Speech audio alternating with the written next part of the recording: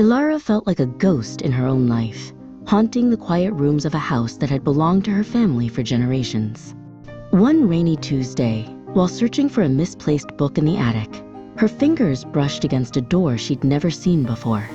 It was made of a dark, swirling wood, and the carvings on its surface seemed to shift and change when she wasn't looking directly at them. It had no handle, no keyhole, just a smooth, unyielding surface. A strange curiosity, a feeling she hadn't experienced in years, bubbled up inside her. With a deep breath, she pushed against the door. To her astonishment, it swung inward without a sound, not into a musty closet, but into a place of impossible beauty. A gentle, fragrant breeze carrying the scent of unknown flowers washed over her. She stepped through, the soft, springy grass, a stark contrast to the rough floorboards of the attic. In the distance, she saw her own house, but it was different.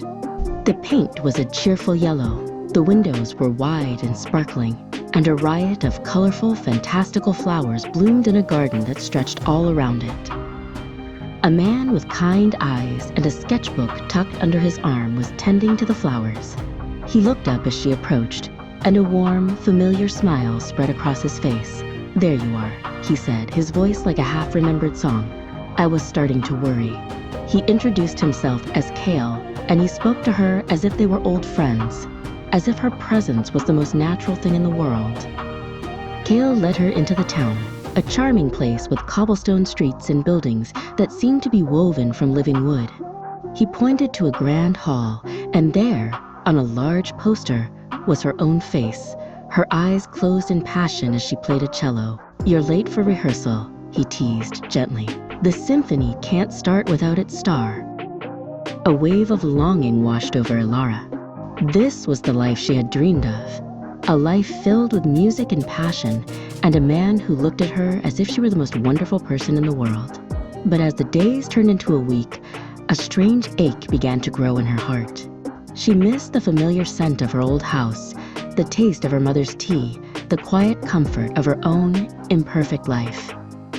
One evening, as they watched the twin moons rise in the lavender sky, Kale took her hand.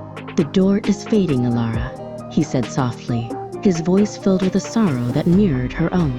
"It only appears for a short time, for those who need it most. You have to choose."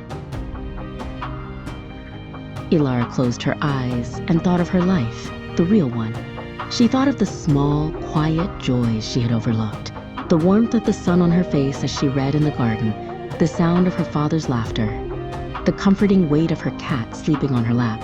Her life wasn't empty. It was a blank page waiting for her to write her own story. With a tearful smile, she turned to Kale. "Thank you," she whispered, her voice thick with emotion. "Thank you for showing me what I was missing." She kissed him goodbye, a bittersweet farewell to the life that might have been. "I'll play for you," she promised. "I'll fill my life with so much music, you'll be able to hear it from here."